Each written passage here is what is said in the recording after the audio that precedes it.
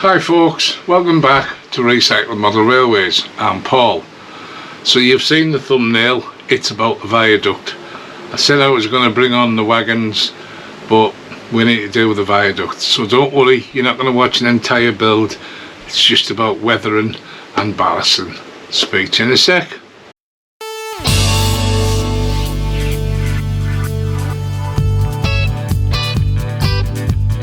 Right, so before I get started with this, I owe you all an apology. The last video was rubbish.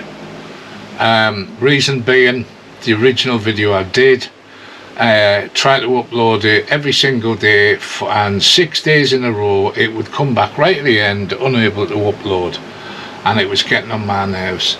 So then I got fed up and left it, and then I thought, you know what, it might be a corrupt file, do another video. So I did another video.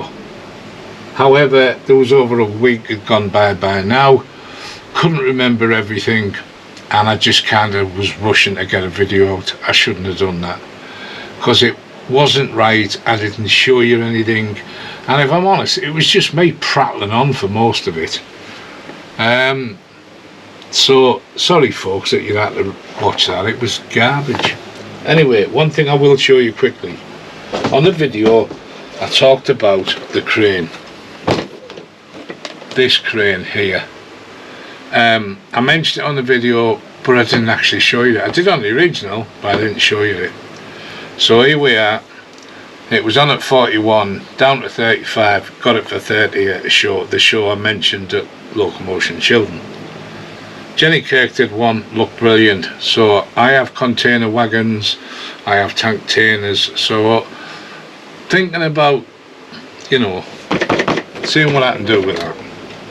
I think I spoke last week about when I worked at a Freightliner yard for a while. Anyway, let's get on with this week's video.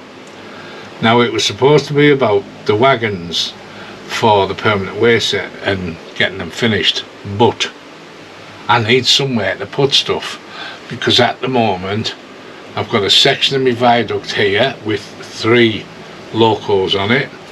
I've got my display piece here which has 1, 2 locos on it, 2, 3, 4, 5, 6, 7, 8 wagons and a chassis for a loco, and it's just overrun. It doesn't even look like a display piece, it looks like somewhere where you've just thrown all your crap.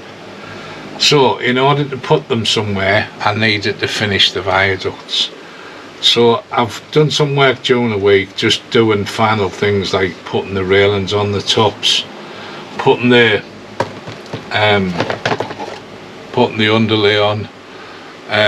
Let me just twist you down a little. So I've done the underlay underneath. I've used Woodland Scenics, that kind of like foamy black stuff. Quite good, I quite like it. Now, I wouldn't use it on the remainder of the layout when that comes, because it's bloody expensive. The reason I use it on this is because you've got a hollow cardboard structure, and when the trains are going over I just have the feeling that this piece underneath here is going to act like a resonator box and make it sound awful. So that we'll put the rubber on, and that might cushion it a little and quiet it down. So what's the plan? Right, so the section you've seen before with the signal box on is done, apart from one thing, but it's done. And the one thing I haven't done is an idea I've had this week.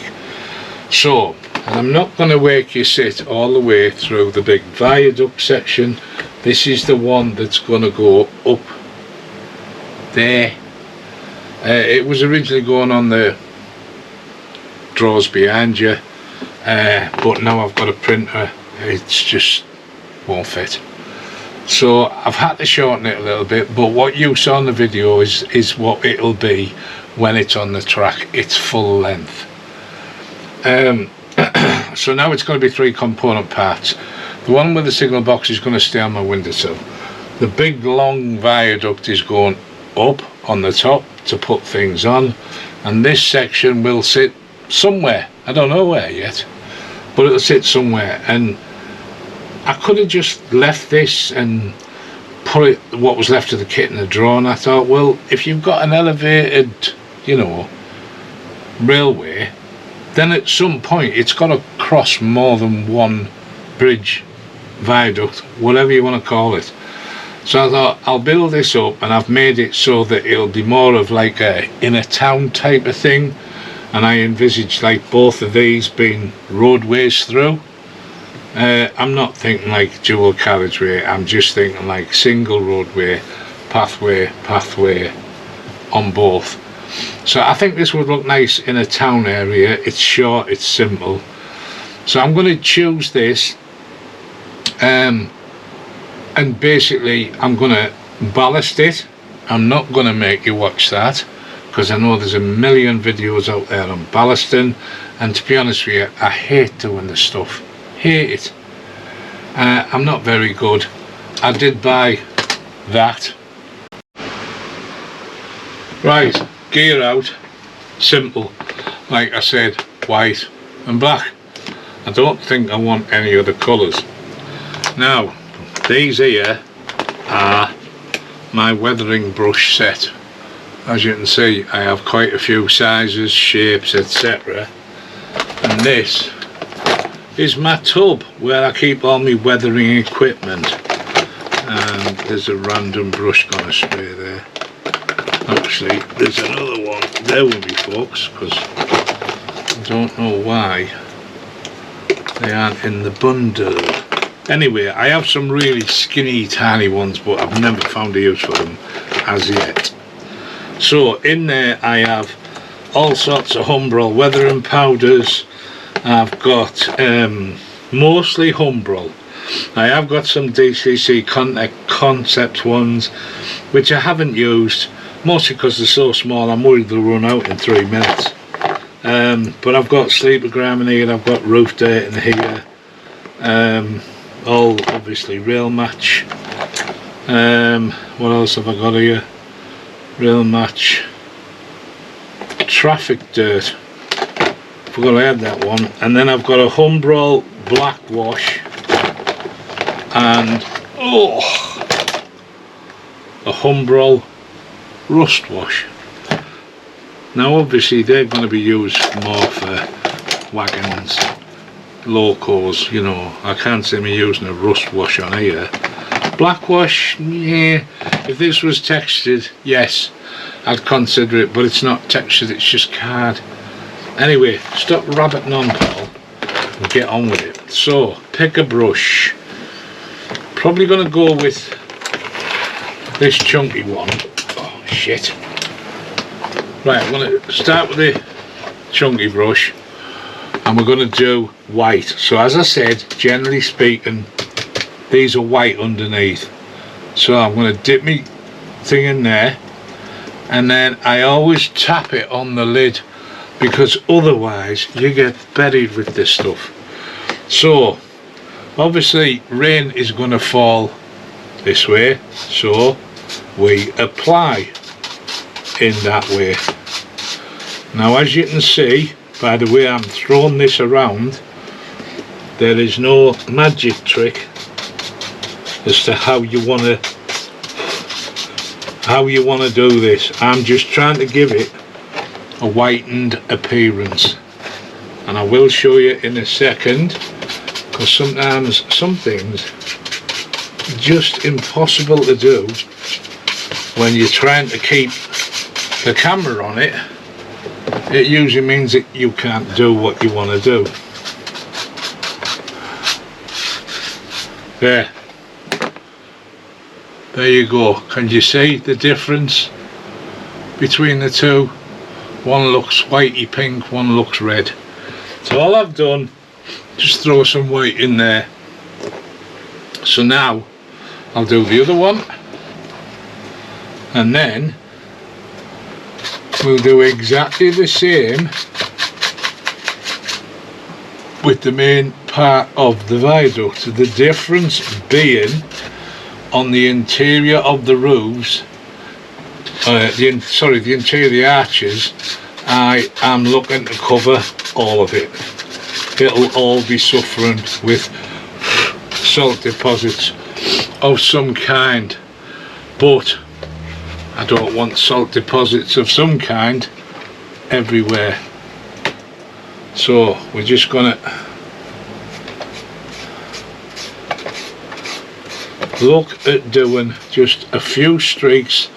If you notice, you don't really see it going on, but in places you will, because I want a little bit of occasional areas that have got a reasonable amount of white, shall we say.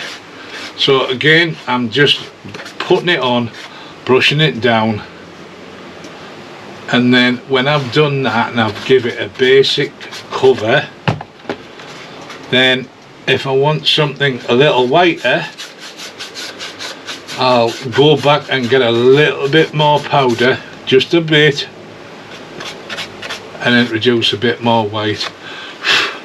So if you can see this, you can see the white that I've put in. I obviously have no idea how easy it is for you to see on the camera, because I have bad eyes even with my glasses on. So, and I'll be honest, I never watch my own videos, so I don't know how they look once they're done. I just know that last week's video, when I was uploading it, I knew it was rubbish. I think I fell into that, oh, I've got to get a YouTube video out kind of scenario, and I wish I hadn't, because I thought it was garbage. I did consider taking it down, but there was some people seemed to like it. There were some people that wrote some comments, and I thought, well, I still think it's crap, but obviously some people kind of enjoyed it, so I left it alone. I thought, no, leave it there, end of story. Now, for the last couple of weeks, I have been promising my son, Mitchell, the man that goes to all my train shows with me, wherever they are.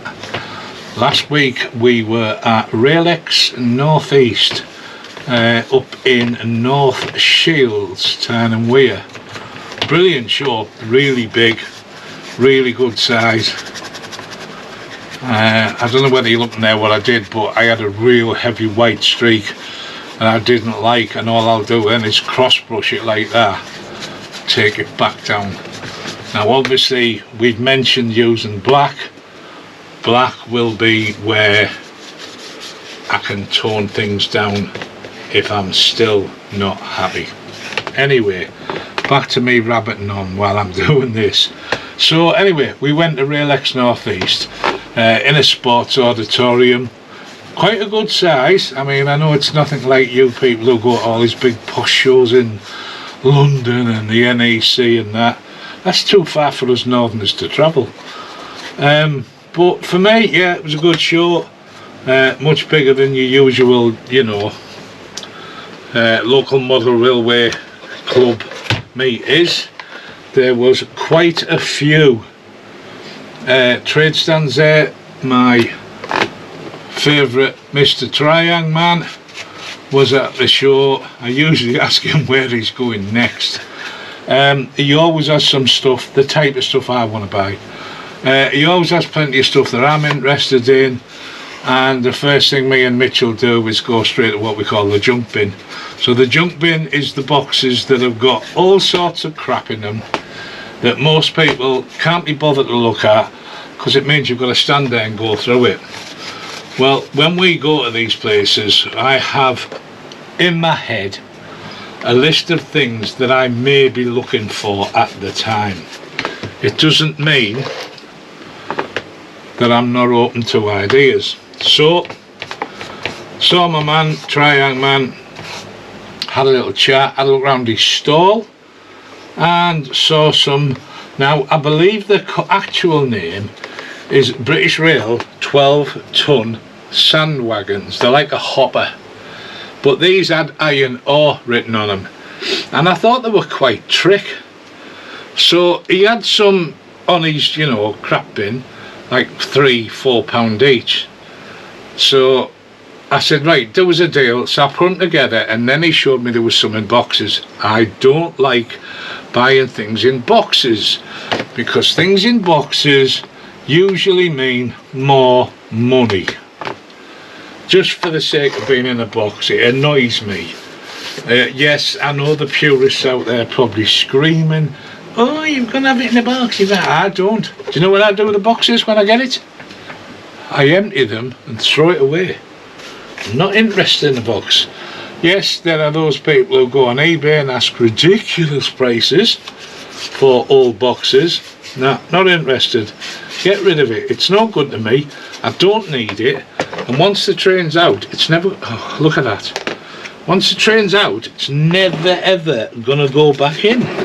So why on earth would I want to keep it? So it's in the bin for me, I'm afraid. But anyway, so we found some nice stuff there. Just don't mind me while I do a quick bodge job. I should be using rocket glue, but because I'm messing with this, I need it to go off fast. Oh crap, there's nothing left in that. I'm out of the quick set spray. Never mind. Still super glue.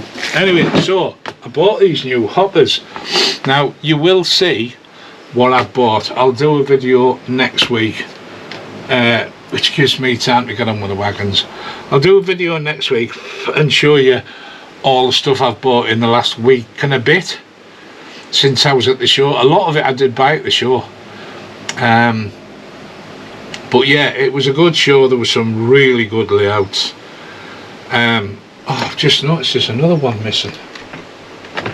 There it is. It was a really good show and we thoroughly enjoyed it. My son was a bit gutted because normally when you go to some of these shows, the local club puts a tombola on, and boy does Al Mitchell like his tombola. I am not kidding. We went to one recently and he come back with 13 wins off the tombola. Now obviously it's not free and it costs money to buy the tickets, but the way I look at it is, if we buy in tickets, it's helping the little club out, isn't it? So there's the white on. We're done with white. We have enough. We don't need any more. So lid on, because this stuff, although I think it's brilliant, is awful to clean up. It tends to get everywhere, and if I run a rag over this top when I'm done, you'd think I'd painted it. It just literally turns into like a liquidy whatever colour you've used, basically. So wipe my brush off on my shorts, doesn't matter, because they're what I call my scruffs. Now we're going to pick something a little smaller, because now we don't want an overall. Now we want to just apply here and there. So let's get on with a little bit of black.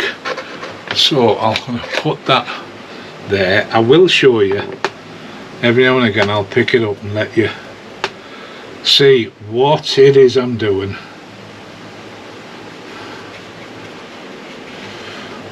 So anyway, back to the show. As I said, Triang Man had these new wagons that I had none of, and I thought I'm always open to new ideas, so we ended up walking out with 10 of them. He did me a good deal. He's a brilliant fella. I mean, yes, he's gotten to know me now and he kind of knows what I'm looking for, but yeah, we bought a few things off him. I have previously heard Charlie at Chadwick Model Railway talk about a place where he buys tools from. I'm guessing, if I remember rightly, his general neck of the woods-ish. Put it this way, he's a lot closer than I am. Anyway, the place is called Squires, and Squires were there last weekend, and I was stunned that they'd actually travelled that far. But I had a look on his stall. Now, to be fair, most of the kind of stuff that you want I've already got, but what I did need was a couple of new some new sprue cutters. He had them, good price, and I thought get them now because you don't know when you're going to want sprue cutters. And then I looked at a little exhibition layout. And right next to that was another company, and they'd come from I forget what they call it now. Anyway, it's not that important, but they come from an area in the Midlands-ish, Northamptonshire. There you go, come back from Northamptonshire area. So I had a little look, and I had a chat with the guys on the stall. They were really pleasant, really cool, offering 10% discount on the door, you know, at the show. And he gave me a card and said if ever you're in the Northampton area, pop in the shop and we'll give you 10%. Chances of me being in Northampton, slim. I've done my travelling over the years with work, and I prefer to be on my own home turf now. Furthest you'll get me is probably York. Anyway, so on his stall he had lots of different things, wood laser kits, quite nice. But I did meet a guy a few weeks ago at a show in Durham, based in Stockton, which is what, 10 minutes from where I live, and he had some terrific stuff. Now, to be honest, buildings are no use to me at the moment, he says as he's doing a viaduct, but you get the point. I don't need buildings right now, but I had a little conversation with him. I've kept his card, and what interested me most was that he'll do bespoke stuff. And one of the bespoke items that he had was actually a kind of, if you like, scale version of Darlington railway station. And I'll tell you what, I was bloody impressed. He's done a hell of a job. So I mean, you know, he's not just banging out basic stuff like station huts and platforms and crap like that. He's actually built some really, really fantastic stuff. So I will be using him if he's still around when I get round to putting the layout up. And yes, I do have some buildings. Look back at my old videos, you'll see that my uncle Jed gave me some quite some time ago. He was at a car boat, and at this car boat there was some railway items, and he basically bought a suitcase full of stuff, and a lot of it was buildings. So he took out what he wanted and very graciously gave me the rest. So I think I did 2, I'm not sure. And I have done, again, if you look back over videos, I've done a couple of what you call, or what everybody else calls, kit bashing. So I had some crappy Hornby crappy Hornby platforms, you know, ticket office, whatever you want to call it, a goods depot and things like that, and I bashed them around and made them a little bit more me, shall we say. So yeah, I have got some, but generally speaking they were either free or I got them in job lots with lots of other things and got them cheap. So yeah, not ready for buildings yet. Anyway, as you can probably see, or I hope you can see, all I'm doing is looking for areas that maybe are a little overly white. And the thing I like about weathering powders is you can kind of scrub it side to side. So I had that on, but it didn't look right. and I'm just dashing the brush backwards and forwards to bring it back into reality. And we need a little bit, my hand's getting tired now. It was unfortunate to lose a finger a few years ago, not that many ago, 2 or 3 maybe. And then after that I had to go back in hospital for another operation. If you can see the gap in the back of my hand, that's where your bone and your ligaments normally would run through your hand to feed the finger, and unfortunately they were a little messed up and they had to come out. So I'm thankful I've still got use of the hand, but it is quite stiff at times and it does sometimes make things a little difficult to do. There you go. Bring that up to the camera. So now you can see that by a bit of white and a bit of black, it's done exactly what I want it to. It's brought the bridge down. It doesn't look brand new anymore. I don't want it to look brand new, I need it to look used. So very simple. All the underneath is done as well. The only thing I haven't done is the black on this side. So to save boring the hell out of you, I'm going to shut the video off. I'm going to finish this side. I'm going to add my varnish, let it go off, and then I'm going to try these little bits of greenery in here. I might apply them while the varnish is on, because it'd act like a glue. No, maybe not, because if I do it could go everywhere. Or would that look bad? Right, this is the front side, this is the back side. What I might do is spray that and chuck some of my grass at it, see how it lands. If it looks crap, it doesn't matter, it's going to the back of the layout, or you know, against the wall, so no one's going to see it. I'll show you a lot. If it looks garbage, I'll show you, I'll admit it and say, right, I tried that and it was rubbish. Put my black away and I'm not finished. So we'll come back to you very shortly. Okay folks, seconds for you, no, not even seconds, following weekend for me to get this finished. So I think when I last finished turning the camera, I was going to come off to put my tracks on and do my ballasting, because I hate ballasting, and I certainly wasn't going to make a show of myself ballasting. So we've got the tracks on, they are sitting on Woodland Scenics foam pads. I think I mentioned this before, I'm not going to use the foam pads on the entire layout when we get to that stage. It's bloody expensive and there's not a lot of it. I want it on the cardboard because underneath there is just a resonating box. So I want to make sure that, just bear with me a second folks.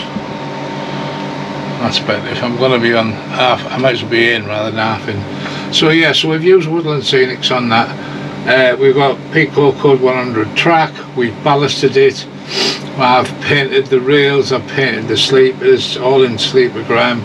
I'm showing you everything on this one. There's the big one in the background. So whatever I've done to this, I've done to that. Same thing.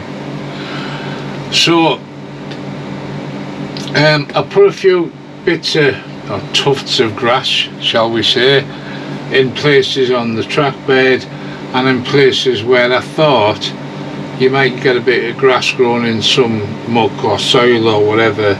These are deliberate on these, because the gap between that and that is quite substantial, and I'm not sure how that happened because I built it like you were supposed to, but there's got to be at least a 1/4 inch gap between the two and it looks ridiculous. So yes, they are deliberate. You will see them also on the big one back here. Every single joint has got them on. We put a bit of bracken down here. This is the one that's going to go in the town area, if you remember. This was the section I had left out of the 12 arches that I got. So I've made this a little grubbier than the other bridge because it's going to have a lot of crap from the town. I put some very old posters on just because I thought somebody would take advantage of sticking posters on for people driving and what have you. So we've got a King Kong film poster and a Bovril poster as well. I got these years ago. I found them on some site somewhere, already scaled, ready to just print and cut out. So that's actual size, that was actual size.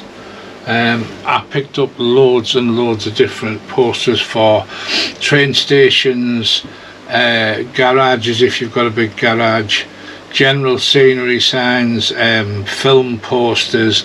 I have one folder that's completely full of British Railway safety signs.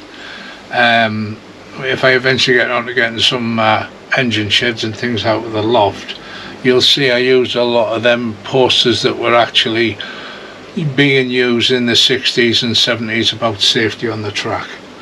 So it's now all weathered completely under the arches, the front. I think did I do the back on this one? Yeah, I did. I haven't put any vegetation at the back because you'll never see that sand, it was pointless. So that's my 2-arch piece for in the town. Now I'll just pop that to one side a minute. Now let me see if I can take you a little closer, because I'm not going to move the actual piece itself because it's wet, or the front of it where I've just varnished it in matte. So you'll see up here someone's been by and stuff again, but you'll get hear about that next week. But there's the full arch, as you've seen on the front page, on the thumbnail rather. On the thumbnail you got to see the whole thing. Well, what's going to look like on the layout, and then the 2-piece bridge. So that's it. It was a good kit. I did a lot of modifications and I added a lot of cardboard in to strengthen it in places where I felt it was a little weak. On these parts here, sorry you can't see, where the arches come down, they give you the printed brick piece to go over the front to join the two together, but they're just not, I don't think they're strong enough. So what I did when I was building it was I put an extra piece of cardboard up the back, and so that I had it fastened front and rear. But yeah, it was a good kit. As I said, primarily this is for display purposes. It's going up on the shelf. It was going to go behind me here, or in front of me rather, with the signal box part on it, but now I'm creating space for a 3D printer. It can't go on there anymore. So let me just dig this out. Ooh, that's what you get for using it for storage. You move it and everything falls off. So I don't know whether I showed you this. Let me just, sorry about moving you so much. I don't know whether I actually showed you this. But last time I had it on, I'd put gravel. I'll put my glasses on so I can see if you can see. Yeah, I had gravel around here and it looked awful. So well, I took it all up because it didn't even stick very well, and I've just put turf on. Now it's not static grass because I didn't have a static grass applicator at the time. I have one now. So we just put that in. It just looks like a well mowed lawn, shall we say, and some flowers. So this goes on that end of the viaduct, but you'll have seen that on the big thumbnail at the beginning.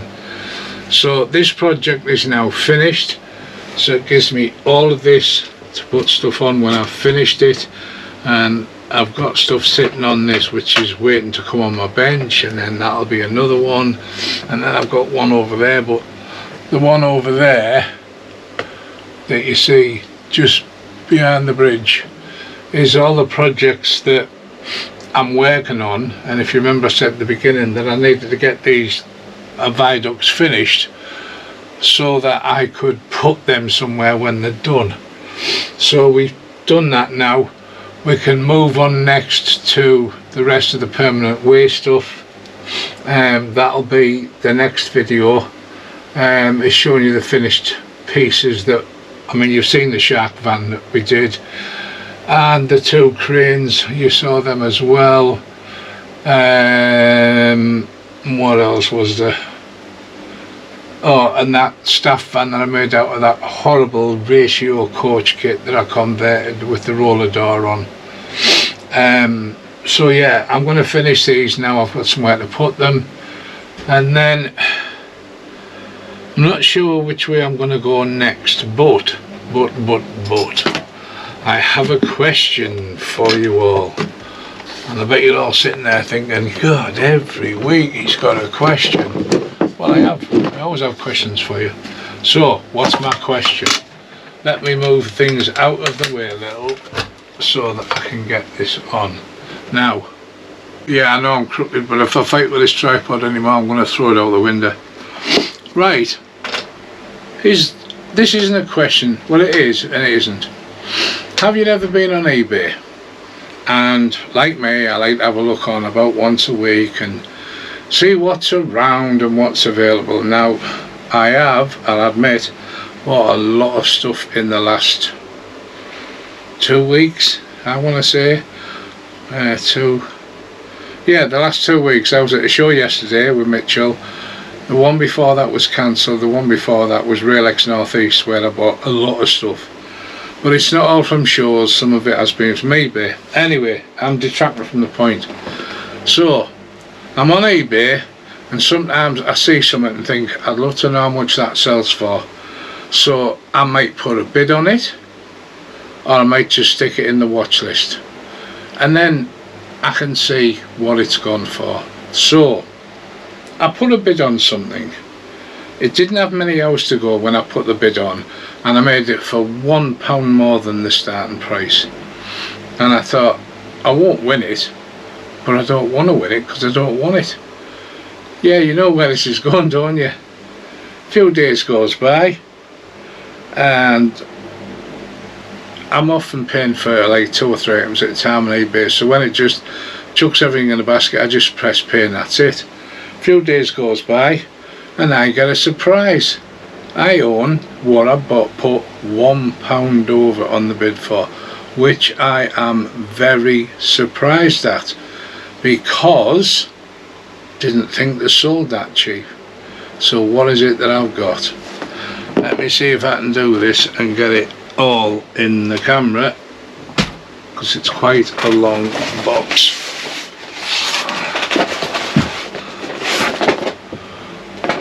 Can you see that?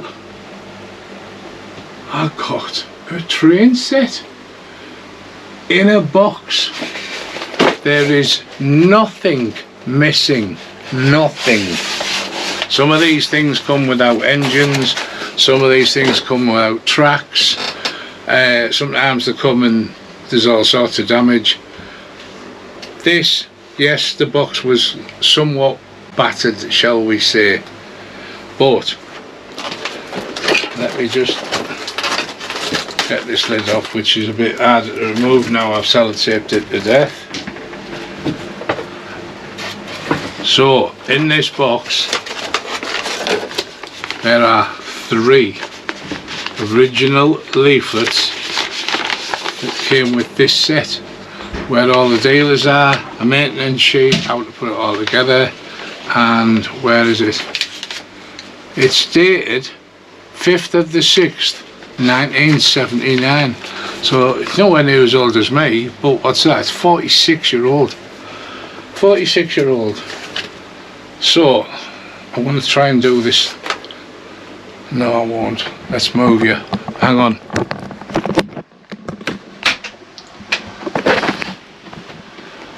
So you'll see there's the transformer. Don't know if it's working yet because I haven't tried it. Track, long straights, more track, railer, short straights, and 1, 2, 3 Mark IIs and a Class 29, and all of them, bear with me a sec. What's wrong with it? Wait, well, number one, it's all steel track. Who uses that these days? Somebody might. The transformer, don't know if it works. The Mark II coaches, the only thing I can find wrong with the Mark IIs is one buffer missing and some of the coupling hooks. I've got loads of them because I take them off everything. The Class 29, can't find anything wrong with that I remember. There's no bad marks, there's no smudging, there's no signs of wear from donkey's years of use. I'm surprised at in what good condition it is, which then makes me think, why did it go for such a price? Now you could say, well, keep the coaches and keep the loco. Well, I've got well over 100 coaches already, some of which are Mark IIs. The Class 29, even if it's not working, I can get it working. But this is probably going to sound daft. I don't like Class 29s. I think they look ugly. I know that's a funny thing to say, but it's just a personal thing. I can't stand the look of the Class 29s. I think I have one, which was bought as part of a job lot. So, here's my question. What do you do when you win something you didn't intend to win?